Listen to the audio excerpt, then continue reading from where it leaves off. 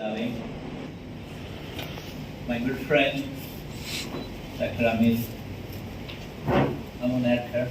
Amanedkar, heads of the departments, leaders, members, teachers, faculty members, students of LV College. It's a pleasure to be with you this morning. And I also like to express that both Dr. Amanedkar, Dr. Jagdave made sure that my visit to you happens in a shortest time possible. And the warmth from their hearts is immense, and it cannot be easily reciprocated. But I try my best to reciprocate, not today, for the rest of the life. We are friends for some reason. And I wish you all a wonderful future as you are aspiring with your dreams for yourself, for your families, as well as friends. So I was introduced, of course, I could not quite follow what Dr. Amanedkar said, but I trust him. I'm sure he did a good job. Did he do a good job? Yes. Good. Okay, how are you feeling today? Very good. So are you ready for an hour of my story of research? Okay. So you can see even the title got changed. When I boarded the plane, it was a different title. So when I landed here, it was a different title. Now I'm here, it's a totally different title. So I'm fine with that one because we are talking about research. Research has no boundaries. Research has no boundaries. Research is about knowledge, and knowledge itself has no boundaries. So it's wonderful that titles are just titles, but it's about why we feel excited about research and knowledge, what it means to us, and what it means to others. So that's what I intend to take you through the next 45 minutes. I also want to make sure it is not just a monologue. So I will try to keep my speech for about 45 minutes. But we have a Q&A so that you can ask any question that pops up in your mind. Anything. It doesn't have to be the topic I covered. You could ask me anything. So I'll be happy to share whatever I know and can relate to what you have in your mind. So now the title is Future Perspectives. I want you to read this email I received from a 70-year-old, highly successful professor in Canada. So he sent to me just 3 days ago. And I deleted his name, and of course I anonymized it, so you don't know who this person is. But when you read it, then you'll understand. So the background is, he's a 70-year-old professor at a top university in Canada.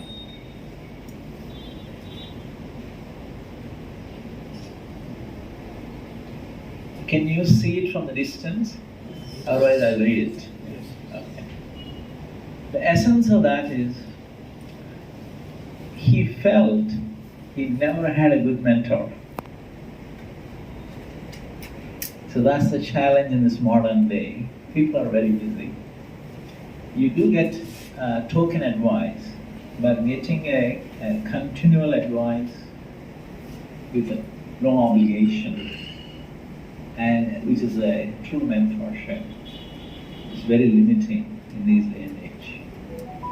And he's actually talking about his own life, the last 70 years, and he was saying, I wish I had a good mentor. He's already a very successful guy, but you see that. So what it means is when you have an opportunity, you can be a mentor. At the same time, seek out the mentors. In the Indian philosophy, they say gurus, right? When you get the right guru, you get the much higher, better understanding and realization. So I guess in the similar tone, that's what he meant. So my talk would be focusing on philosophical perspective, which is basically what do I think about research, being a scientist for almost nearly 30 years. If I include my undergraduate education, it's a total of 40 years. So if I scan this auditorium or seminar hall, I could relate to the people 40 years ago when I was a student in undergraduate class, to the people senior, mature, and leaders of in their own way in departments. So which is basically, you are summarizing my own journey when I look at the whole cross-section sitting in the room. That's my 40 years of life. Then Ariel's perspective, ground realities, and my individual perspective. I know the title is about stem cells, solar energy, nanofibers. If you are interested, I could immediately connect to those 3 specific topics. But I know you have different background: physics, chemistry, psychology, biology, zoology. Most likely some of you may not be interested in nanofibers or those topics. So that's the reason let's focus on in a generic way. Along the way, I will touch the specific examples related to those nanofibers, stem cells, and other topics. So that way, we will meet the announcement as well as what I intend to say. Okay. So philosophical perspective, as far as scientific world or scientists around the world, the general view is humanity is around for anywhere between 50,000 years to 100,000 years. And the last 10,000 years, you have a massive increase in the number of human beings on planet Earth. And that is more exponentially growing in the last 100 years. So what it tells us is the scientific innovations, knowledge, it helps us to take care of the challenges faced by the human beings around the world. A classical example is COVID-19. The vaccine was developed in less than 18 months. It really saved lots of people. But not only vaccine, I know there are traditional medicines people have taken.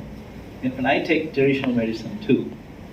If you are from Tamil Nadu, there is something called Kabasuru Kudiniru. So which is basically Ayurvedic type medicine. It's like a tea. You can buy it. You just boil it for a long time. So let it concentrate, you take it. So I've been taking it actually from the day the COVID started, and we have this in Singapore. Parallelly, I also taken a COVID-19 Pfizer vaccine. So I think every knowledge, whether it's a traditional knowledge or more current scientific knowledge, both are helpful. And that's why you see an exponential dividend.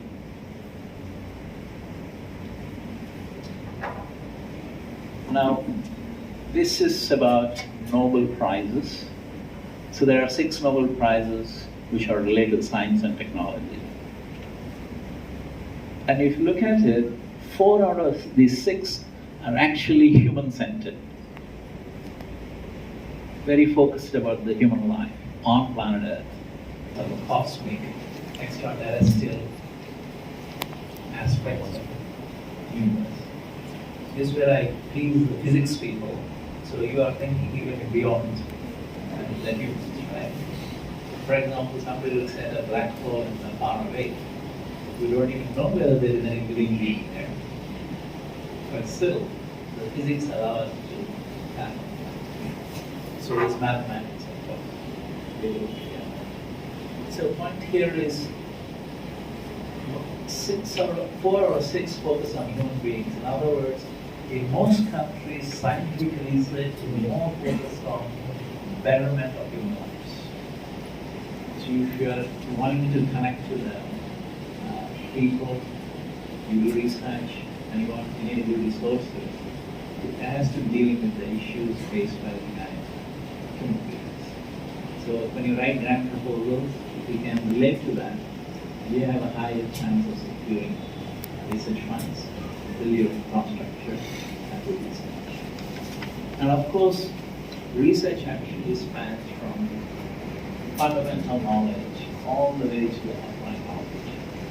So there's often conversations, if you go to places like IISc or IITs or international universities, there's always a debate. I'm a better scientist than another person. My suggestion is forget about this. Every person is good. As long as you are pushing the wrong way, whatever it is. Because fundamental science is about advancing knowledge, accumulation of knowledge, and of course dissemination of knowledge. So really, it doesn't matter whether you are this end of the spectrum or the other end of the spectrum, you're actually contributing. So I put this in a bigger context. If, as far as we know, all the living beings, living forms in the universe are only on planet Earth, as per our knowledge is concerned. So the human beings are actually tiny compared to all the living beings on planet Earth. Actually, they are smaller, minority. But still, we have a larger imprint on planet Earth. Why is that so?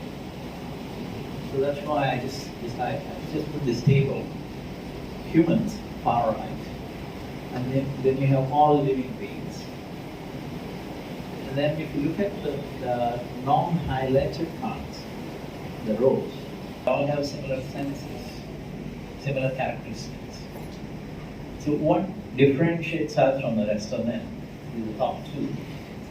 We certainly create knowledge, humans. We certainly accumulate them. We store them, we transmit them, we update them all the time. So everybody has a role to do that. Even if you're not a hardcore researcher, still, you can apply your mind, think about the information, think differently, come up with something unique. That's it. Next one. Humans are extremely good in the imaginary constructs. Purpose, values, fairness, respect, freedom, equality, equity, art, religion, spirituality, language, currency, commerce, finance, calendar, nation, politics, science, metrics, medicine. All are, most of this, humans constructs. Right? It's humans constructing human community with each other. Fundamentally. So if you take the human out of the equation, how would those come up? So at the center of it is the human. We're all humans. So obviously some of us get more excited in some of these things. But that differentiates us from all living beings. I won't go further because then we go into the deep spiritual domains, then it will take a long time. I'll stop on that one here. Then, and you have serious questions, we can go into the more details. Okay, from there, of course, I validate whatever I said there using my own observations in the nature. That's in Singapore. Do I look like him? Yes. No? That's me. Okay, it's me. So when I'm going for a walk, that's how I look like. And you see me with the ear pods. What I do is basically, I do a lot of mentoring around the world. So when I'm walking, I just wanted to mentor somebody. I'll give them, okay, you can call me on the WhatsApp. So I actually talk to them, I listen to whatever they want to say, and I will try to give them my perspective. And I mentor people I never even met them across the world. Amazing. So, as financing is mutually, I also learn because there are things you really can't even visualize the other person's perspective. It's amazing. So anyway, that's what I do, and of course, along the way I see the humans, I said, they are very creative, imaginative. Here, it's a normal tree. Singaporean students, they cover it with the humanized expressions. So imagine young minds, how they relate to the trees now. I'm sure from a psychology point of view, you no longer see tree as a tree. You see differently. Okay, so this is just the details more about why scientific research. I will jump that one. I will also jump these. I want to say, if you are doing any type of research, that means you are thinking deeply and providing hypotheses, providing evidence, and then sharing with others, you are a researcher. You are a researcher. Well, the varieties of researchers, but you are a researcher with research thinking. So, by doing so, you are actually a privileged person on planet already. Because very few people do that. Most people have a routine life. So if you look at the number, only 0.1% of the population is involved in some form of research. Right? It's a minority. So if you ask everybody, generally they say, sir, what do you want out of your life? Most of the people say, I want to be happy. Right? They also say, I want to give to the others or help others. This is what people say. So what I'm basically saying is, previous slide, giving back means you're actually enabling the future generations to be better. You would only be able to do that if you can advance the knowledge, overall knowledge. Right? So that's basically what the scientist does. It's actually a privileged situation to be in. So of course, the investments in research worldwide is now already $3 trillion. To give you the perspective, that is the GDP of India. GDP of India is $3 trillion. The whole world, 200 countries, if you look at all the research expenditure, is $3 trillion. That's massive. Right? So this won't be the case if you go 60 years ago. No. There's no such investments. Very limited investments on the worldwide basis. So it's actually a hugely transformational time in the humanity because so much research is happening. There are, of course, from 1970 we track. These are the major publishing houses. I'm advisor to them. More than 52 million papers are already published since 1970.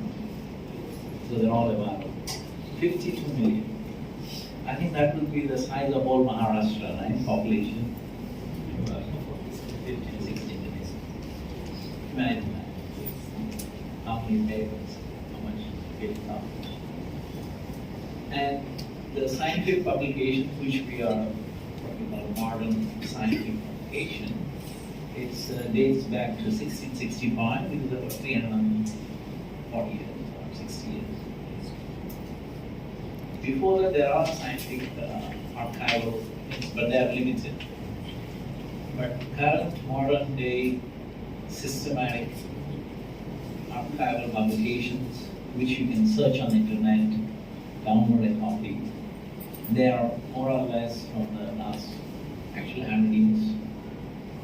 If you stretch it back, published journal, first journal is 1665. Not long ago, actually. So it's an exponential period now. So there are, if you look at now, we look at the impact of the papers. Previously, exactly 20 years before, there is no Google Scholar, there's no Web of Science, there's no Scopus, nothing. When I was doing PhD, there's nothing. We just go to the library, take a journal, and we read. When I was in HL in Bangalore, that was a long time around say 1985. I remember I needed to develop a technology for Hindustan Aeronautics Limited.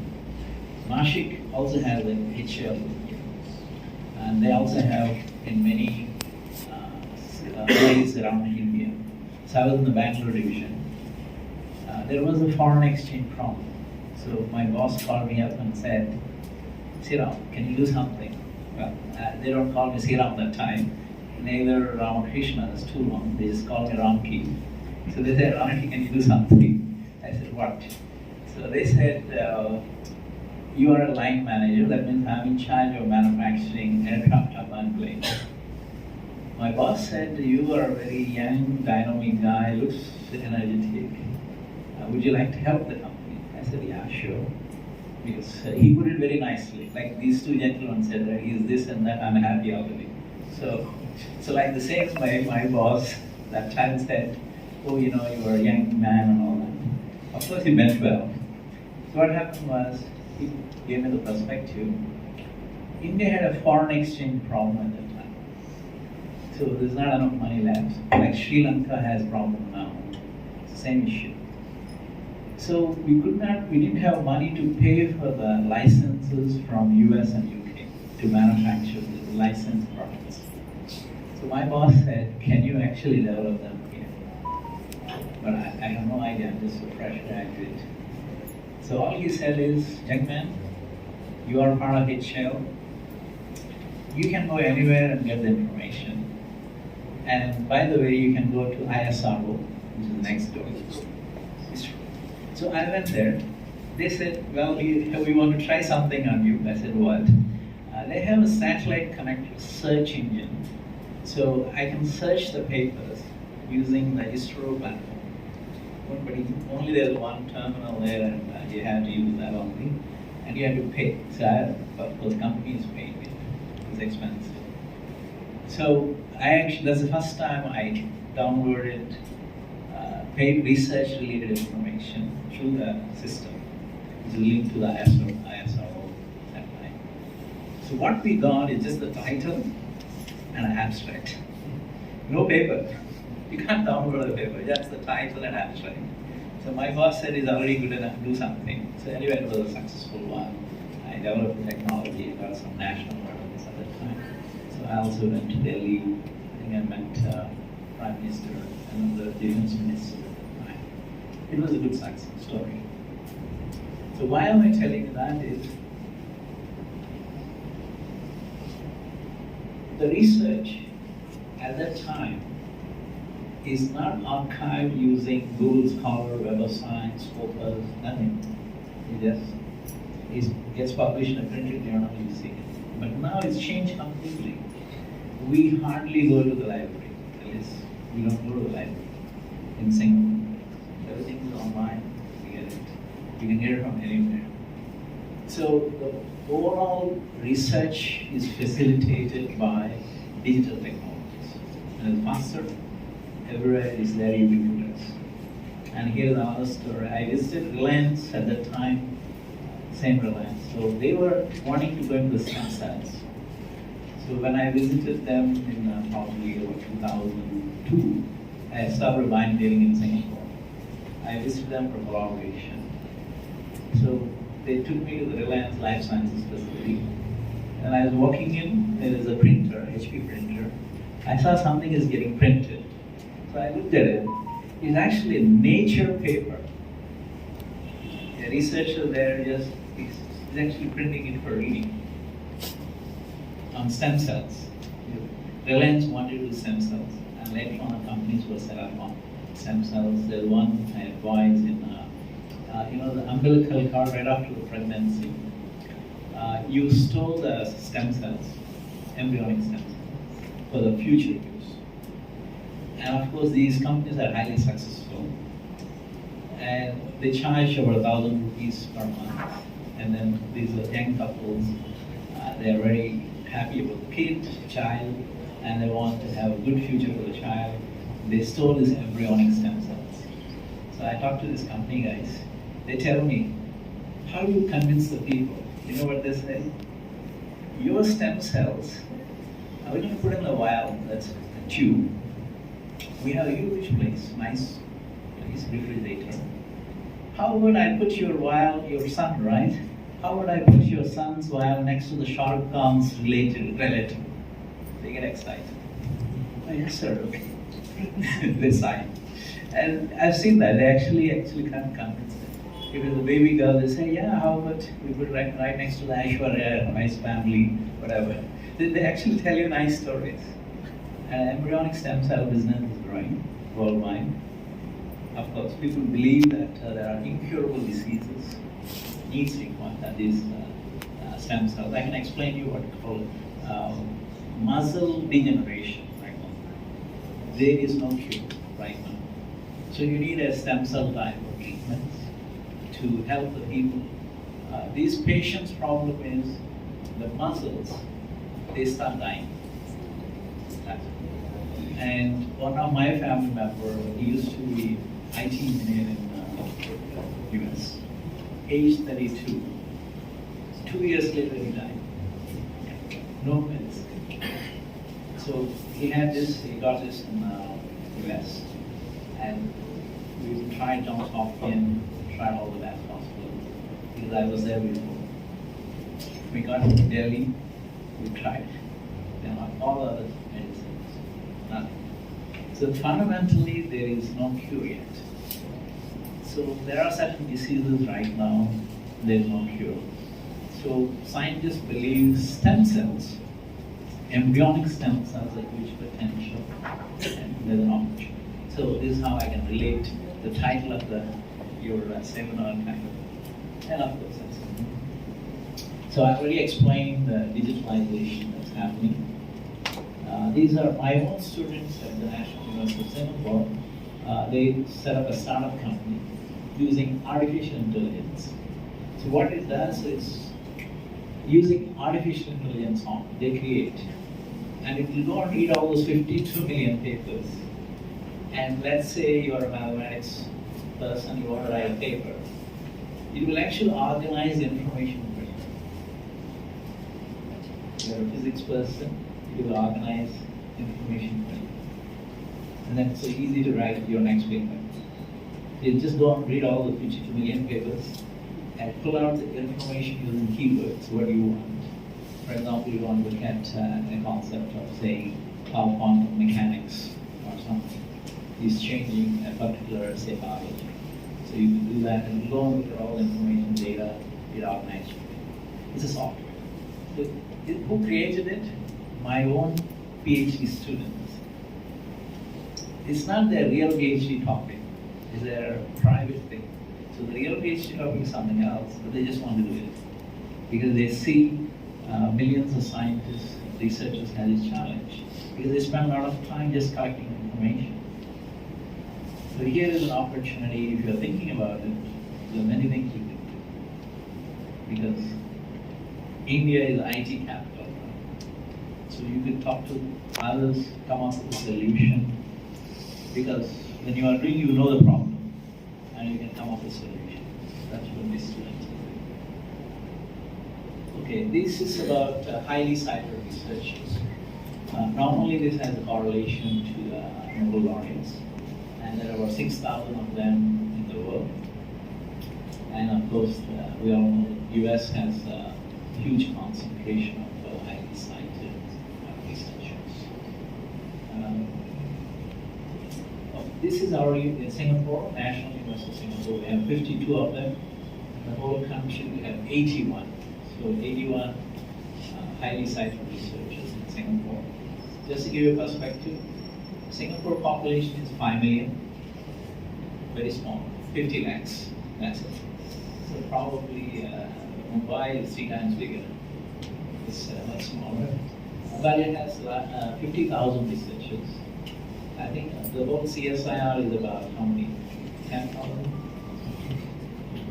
Yeah, so Singapore actually 50,000 researchers.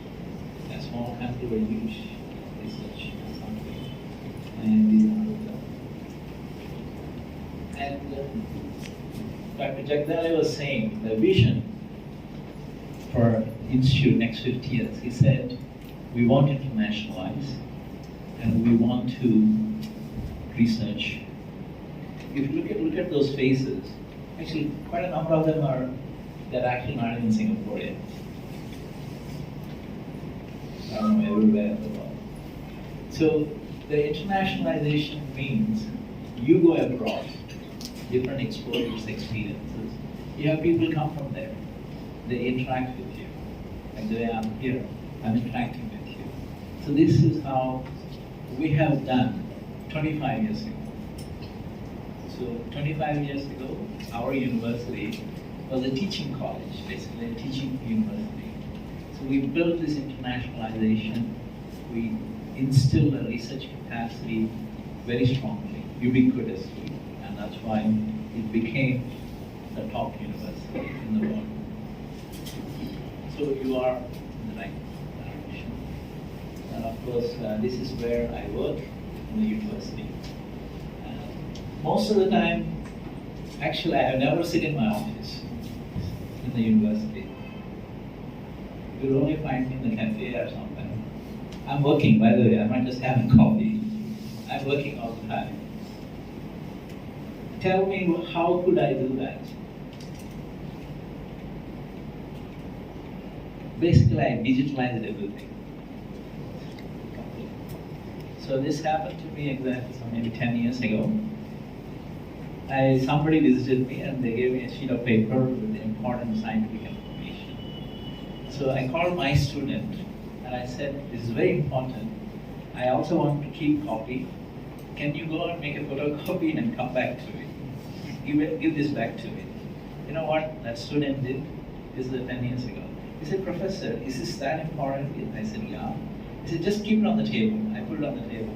He took out his phone, he took a photo. I said, you keep that one. I said, wow, this is amazing. I wasn't thinking. See the student, what he did. And I said, okay, this is interesting. The next day I called, I have at the time maybe 50 researchers in my lab, my own lab. I called all of them, guys, for 3 days or 1 week. You just, help me. My office used to be full of books and everything, papers. I want you to digitize this, all of it. I digitized completely. So now if you go to my office, it's actually empty. There's nothing there. Literally nothing. And as I was introduced as a simple person, Gandhi follower, literally, I have nothing. So I don't keep any mementos, I don't keep any prizes, nothing. Not even my own PhD thesis, I don't even keep it. So that's, my house is all simple, there's nothing there. If I call my wife, she will be packed her bags and she'll be ready in 1 hour. You can go anywhere on the planet. Simple. That's it. There's nothing there actually. There's no photos, no mementos, just plain walls. Of course, simple living. Okay, that's our university where I am. And we are top 10 in the world in 16 subjects. You can see the chemistry, chemical engineering, petroleum engineering, mechanical, material design, many. It's clearly, in the 25 years, it became really top university in the world through internationalization, through ubiquitous research. But we also have a very big university. We have 50,000 students. So don't imagine it's a small university. 50,000 students we have. The total enrollment is 50,000. And it's still a world-class university. Okay. So we are ranked #1 in Asia. Within Asia, I give you an idea. The whole world has about 20,000 universities, like University of Pune. There are 20,000 universities in the world, and 200 million students study worldwide. So Asia has 10,000 universities. Our university is #1 out of 10,000. So it's a massive progress. So it was a teaching university 25 years ago. Then it climbed the ladder. And the benefit of that, once you are, recently UK government said, if you are a graduate of the top 50 universities, you can come to UK with no visa. You don't need a visa, you just come. You can work. So that opens the doors for the students, the talents.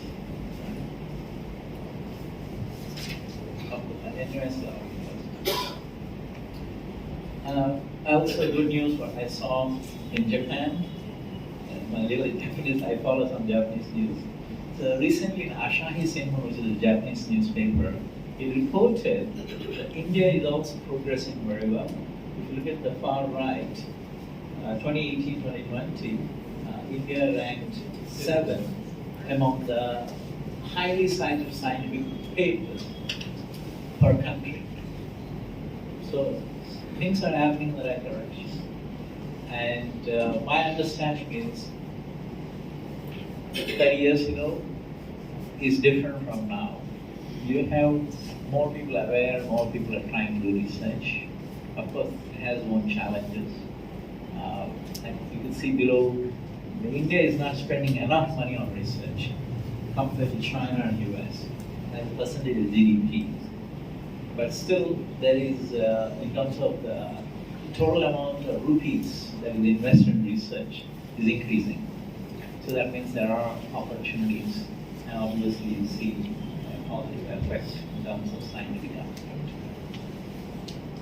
So it's a cartoon, basically. Traditionally, we think scientists are like the left side, they're grumpy, little bit, absent-minded, and all that, right? So, do I look like absent-minded guy? Do I look grumpy? No, right? At least I'm still smiling. So, there is a lot of stereotype about scientists. No, scientists are just human beings, right? They have the same emotions like everybody else. So I don't think we need to follow the old style stereotyping. I think we should see ourselves as peacocks, right? Why not?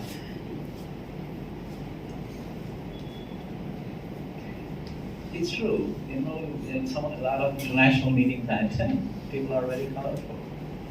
It's nice places to interact, learn from each other. Actually, that's an incentive why you should do research. Is you can then get to meet a lot of interesting people, and it changes your own experiences. Yeah. So the scientists, of course, what my view is, people are focused on a specific niche topic, which is fine. We need that kind of people for sure. But it's also necessary to have people who are polymath. That means they have more knowledge beyond their own area, so that they can communicate with others and have a better, cross-disciplinary ideas. So, for example, global warming. I was told by, I'm experiencing, very nice weather here. But imagine you are in London now. It's very hot. It's supposed to be a cold place, but it's very hot.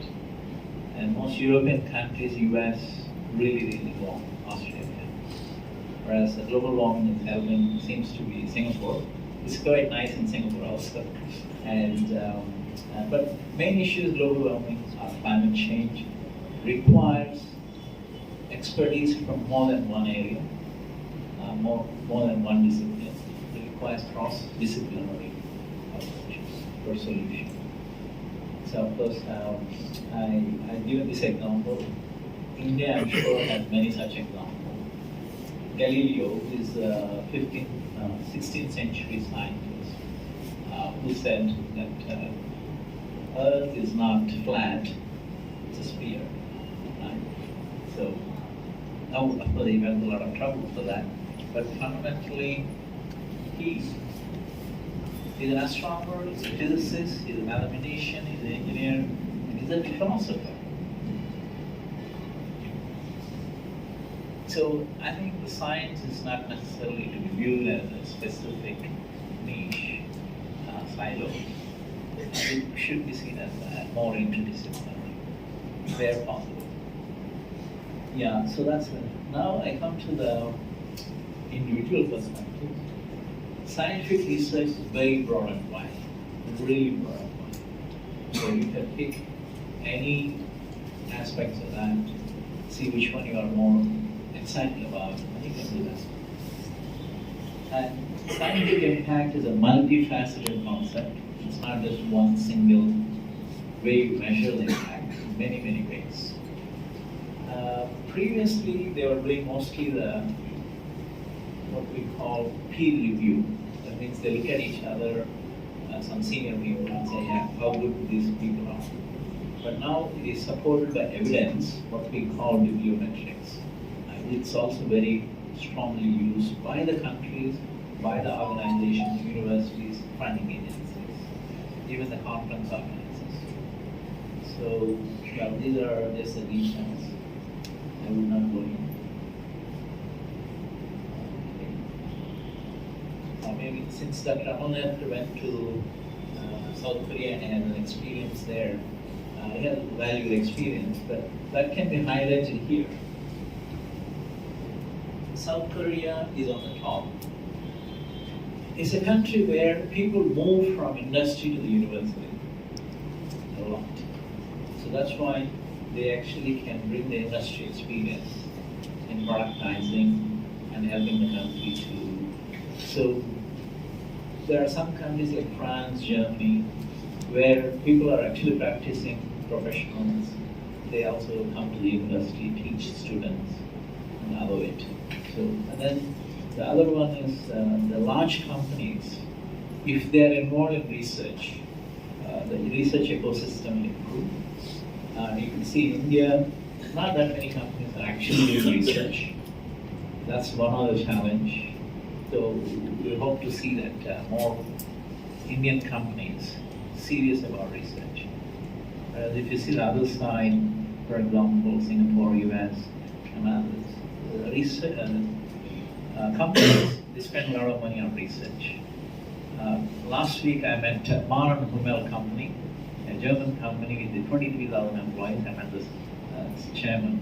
They make these filters. You have filters in the air conditioners, everything. They make the filters worldwide. It's a $10 billion company, huge. They spend a lot of money on research. Very strong company, but they spend a lot of money on research. So that's again what we do that in India. Yeah, so I'm just now making a little bit more on individual perspective. That's the previously sort of a general concepts. Now, what does it mean to me as a person? There are many things that have happened now. I understood the concept of office is only in 19th century onwards. There is no concept of office before 19th century. People are doing their work wherever they are, in their neighborhoods, in their house, next door. This going somewhere and working in office space and going home is a new concept. So with the COVID-19 plus digitalization, people figured out, at least some of them, they can work from anywhere. Right? Like I'm practicing, right? Last 10 years, I can work from anywhere. No issue, I don't need an office. Don't tell my university to take away my office, I need it.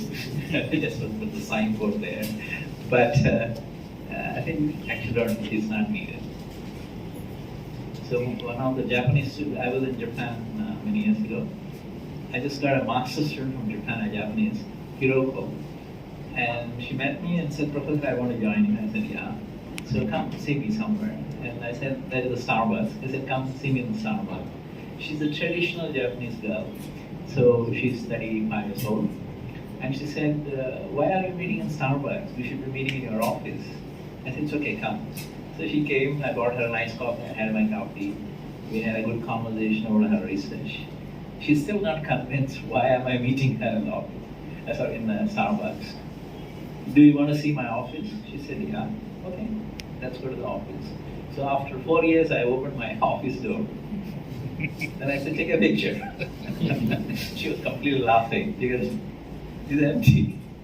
I said, well, that's right. So next time if you're coming to Singapore, I'll introduce her to you. She'll be with me for the next 2 years. I said, yeah. Okay, so the other one is the humanity worldwide is changing. Previously, we all lived in a collective families, bigger families. Now it's nuclear families. And then even the way the friend circles are actually going about is changing. A lot of people say, I have lots of friends, but when you ask how many best friends do you have, that number is 1 to 3, and that's it. That could be an Indian person, or it could be some British person or American. I surveyed everybody. I actually asked them, how many friends you really have, who you trust, you share at least 80% or 90% or 99% about you. That is 1 to 3, and that's it. What does that mean under the psychology? Now you are unable to share with others, so it builds up stress. So that's why there's a lot of fundamental psychological change across the world. So, and of course, maintaining friendship is more difficult nowadays because you need to spend time and you don't have time. Like I was telling Vishnu and Santosh when I was coming from Mumbai to here, it took us literally 3 hours from airport to cross Mumbai and come out of it and take the highway. Now imagine I'm working in Mumbai. Every day I spend 5 hours just commuting. Now when is the time to catch up with my buddies? I don't have time. And that's a challenge. So modern day brings these challenges. That's why I reverse it the other way. Instead of you looking for friends, in the research world at least, you can be friend with everybody. Anywhere you are, for example, I'm meeting you for some research topic. Why should I see you as just pure researcher? I see you as my friend first. Let's communicate. Then I'm doing 2 things. Now I'm building up my emotional part. I'm also doing my research discussion. If I segment it, I have to go and look for my friend somewhere. You may not have time for me. Really busy. So you need to change yourself completely, how you interact with your colleagues, friends, students. Of course, there are limits, but it can be much different. And it's been working very well for me. So I go around the world. I don't really approach them as, a distance way. I just connect deeply. Then that takes care of your emotional needs. And then you still have the energy to keep going. And Dr. Jagdale said, I never took a medical leave. I'm sure he's doing something similar, right? In your own way. Right. Okay, so there are many types of researches. We won't go into detail. These are things one could do at the individual level. First and foremost is pick up some fundamental knowledge. It's necessary. Otherwise, you can't hold a conversation in a scientific world. So you don't have to have knowledge in everything, but certain things, whatever it is. Right? So, for example, you are a chemistry person, you are organic chemistry, you might know a particular way the reactions work deeply.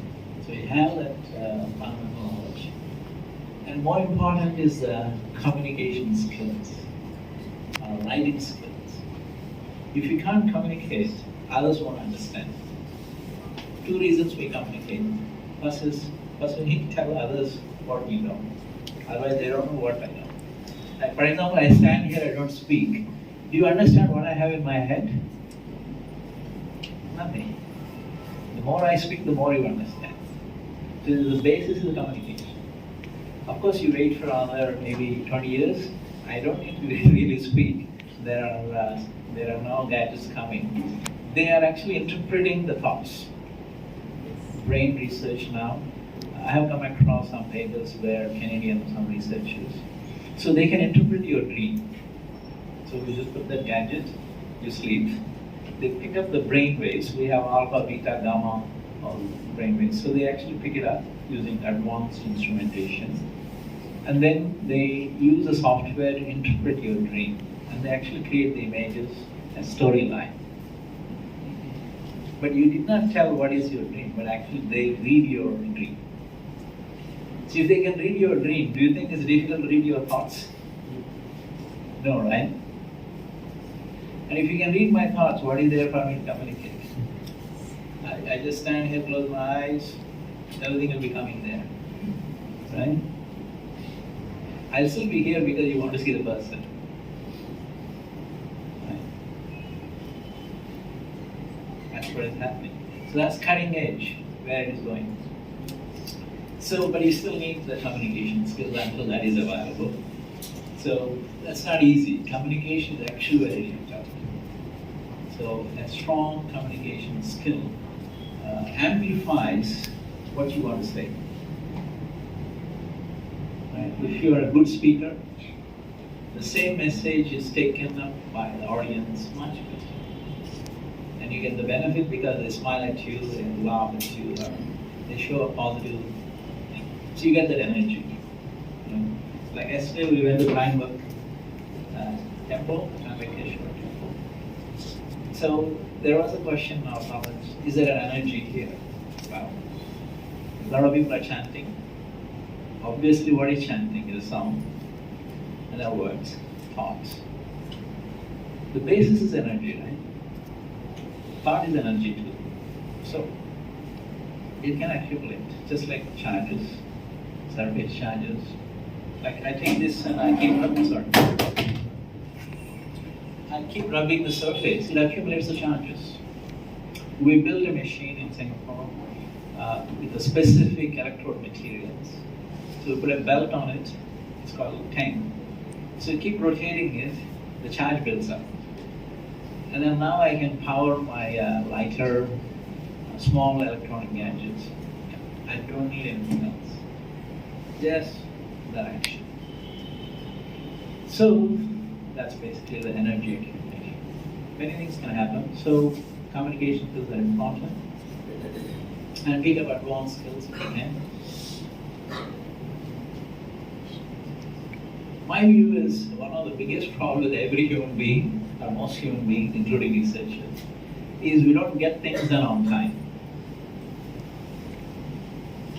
We don't get things done on time. Actually, it's a negative. Why? Here she can connect me on the psychology. My limited understanding is, if I need to finish something, let's say tonight, let's say by end of this week, some reason I don't do it, I procrastinate it, and I probably say I'll do next week. Now if I observe my mind and our brain, what is happening is, I'm actually constantly reminding myself I need to do it while I procrastinate it. In other words, I'm building up the stress in my mind. And any stress is a bad stress. Okay, there's some stress you need, but any stress is a bad stress. You know, it changes your heart, changes your blood vessels, everything. I can explain those things. It's actually I have a YouTube, so you can read about that. So how the stress influences your cardiovascular systems and that's the body. But the point here is, if you don't get things done on time, you develop a mechanism of self-remembering reminders that builds up the stress. If you finish on time or before time, you're free. You feel more relaxed. Very simple, right? But most people somehow they delay it. My view in scientific research is, if there's something, finish it. Then if you feel the next day or next hour much more relaxed. It's like a meditation effect. Similar, not exactly the same, but it's like that. You don't need to remember, there's no stress. Okay, so the other one is never stop learning, never stop thinking. It's a cliche words, but it's true. As far as I know, brain is always alive as long as we are alive. And thoughts keep running through our head anyway. So you can't stop the thoughts unless you do some practices. Otherwise thoughts are always running. So you might as well get the thoughts to work in a specific way. Work for you. Okay. So, of course, pay attention to what mental health and well-being is understated. That's a hugely important. You are a scientist or non-scientist. Mental health is absolutely important. By the way, your vice principal didn't say keep talking about mental health beforehand. It's just my own slide. She didn't tell me before, okay? Yeah, I think these are just fun facts about, I really admire the human body. These are available on Google, you can just search. Like, there are, in a 70-year lifetime, 2.5 billion times our heart beats. It's just phenomenal, right? 2.5 billion times. It's mind-boggling. So in other words, each one of you, including me, is special. Right? How you can imagine that. And look at the next one, the single lungs. You have the small, what we call LOLs, 2,400 kilometer long airways. That's almost from one end to the other end of India. Right? That's the amount of distance the lungs, the air passes through small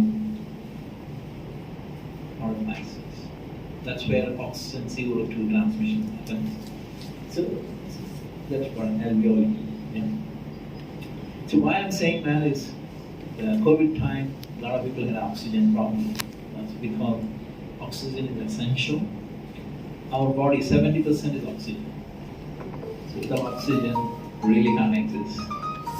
So I can go deep into the biology, but I'm not going to go into the biology. But this is how we actually, in my class, I take this and I start going into the deeper aspects, to the molecules and cells and tissues and explain.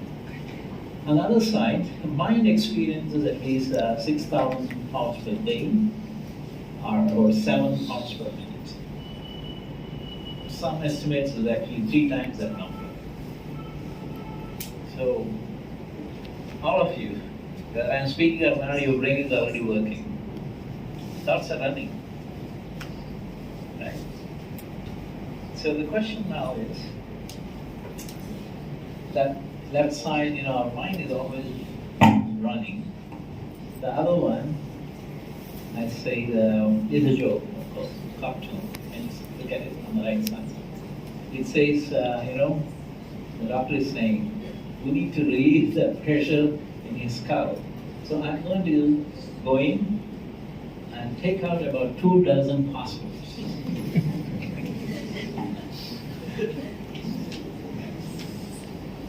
Right? Yeah, I struggle. I can't remember all these passwords. Too many. That's why if you notice, I didn't bring my computer, no laptop. It's not that I'm lazy. The problem is our university introduced a new cybersecurity thing. So if I bring my laptop, I have a thumb drive. If I put it on your PC, I need a 20-digit key and password. They encrypt it. I can't remember it. So I said, okay, fine. I will just send it by Dropbox or Google Drive, and then ask them, please download it. Then I don't need to have the password. The password is a serious problem. Okay, the point here is, where are the passwords in your body? Where are they? Can you tell me? You all have some passwords, right? Where are they? Where?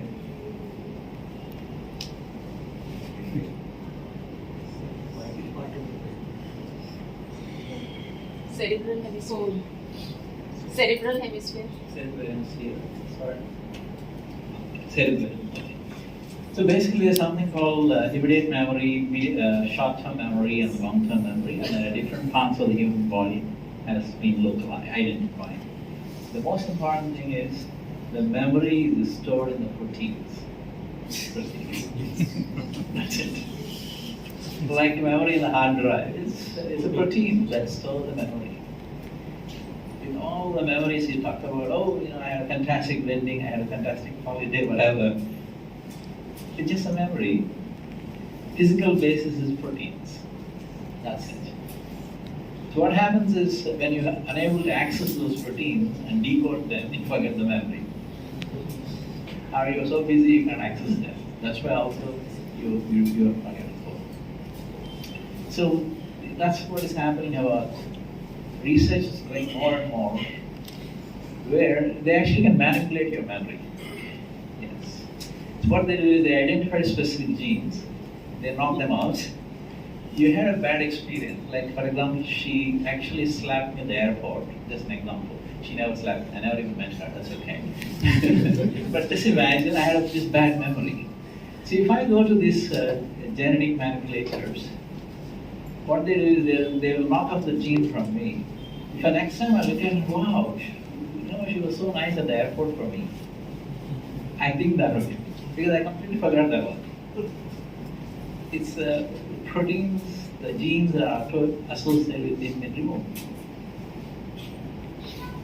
So now the question is, how important you should give for your memory? My suggestion is, don't give too much importance. Because the memory is the one giving you the both positive effects and also the stress. The negative parts is the one accumulating in your body, like toxins. You feel stressed. And that leads to blood pressure and all kinds of stuff. So once you understand how the memory is actually the mechanism, you can find ways to forget it. Now you see the advantage of knowing science. A bit of knowledge helps you to manage yourself better. So that's why I said knowledge, science, is more than just a job and salary or anything. It's self-discovery. Yeah. So okay, this is another joke. And a lot of words humans use, they're completely qualitative. Most of the time. Suppose she says to her, whoever, he says, I love you. To ask the question, what exactly is it? They struggle. Everybody uses it, but they can't read it. Somebody says, I have a pain. You ask them, give them quantify. They struggle. Because there's no way to quantify the pain right now.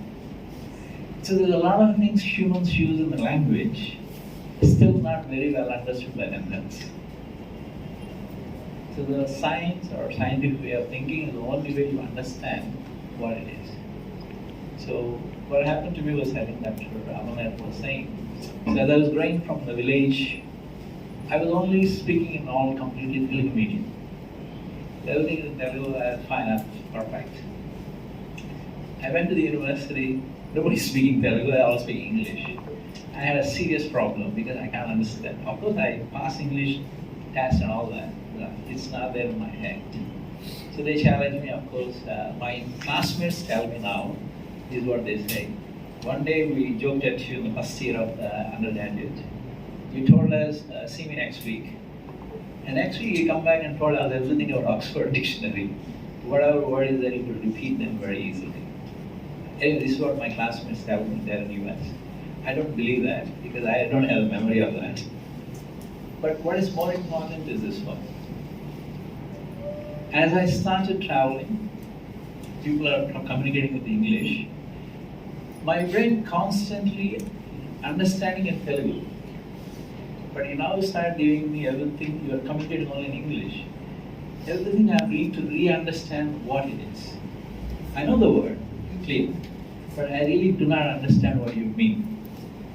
So each time I hear a new word, I actually go to the greatest depth of understanding what does it mean. That's because you just have the scientific mind. You don't have to be in a chemistry lab or a physics lab to be a scientist. You could be anybody, but as long as your mind is constantly dwelling, thinking, trying to understand deeply what does it mean, so you would automatically completely change. So that's, to me, that's research. Okay, so here it is. Yeah. In recent years, robotics and artificial intelligence are emerging, and we are beginning to see robots like Sophia, which are designed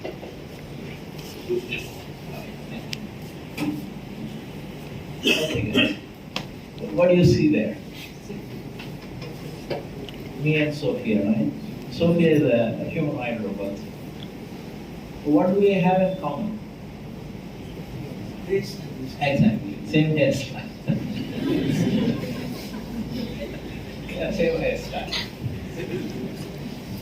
But she's special. She's a robot. You won't believe. She's actually a citizen of Saudi Arabia. Saudi Arabia actually gave her citizenship. But she does a lot of interesting things. I met her in Hong Kong. So the main thing is it's not that. What I felt, such a comparison makes us completely revisit what is being human. What is human, basically? So now you read that below, Wikipedia says, the mind is a set of faculties responsible for mental phenomena. These faculties are thought, imagination, memory, will, and sensation. Includes perception, pain, experience, belief, desires, intention, emotion. That's basically how mind is described. But you ask the question a lot of people, where is the mind? What do you say? Where is it? Where is your mind? People struggle. And they always show the head. But that's not